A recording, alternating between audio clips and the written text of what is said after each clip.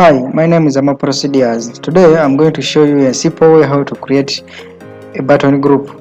So without wasting time, let us hit the code. So I'm going to start writing the HTML code. So I'm going to create a button group and I'm going to insert in the buttons I'm going to use. So after finishing the HTML code, I'm going to hit the CSS file and we start customizing our button group and the button so we have created. So I'm going to remove the padding and the margin from everything. So I'm going to start styling up my body.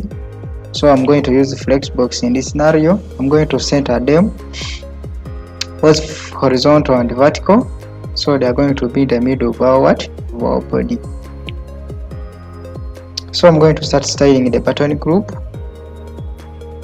So I'm going to give my button group a default primary color and a background. So I'm going to also use Flexbox in this scenario. So here by default the flex direction is what? Is the row. It's not column where things are arranged vertically. So each button I'm going to center everything. Also Flexbox will do that for us. I'm going to give it a font size and I'm going to make my cursor to be a pointer and later I give it a transition.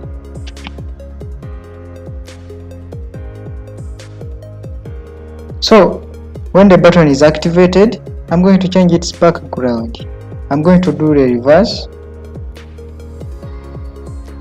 The background is going to be a blue one and the color will be the white one.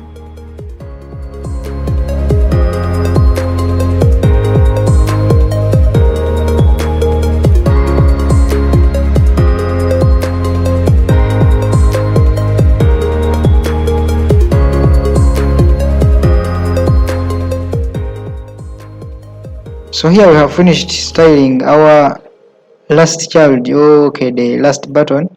So I'm going to write a simple JavaScript to track the user behavior. When the user clicks the button, we need to add the active class on that button which has been clicked.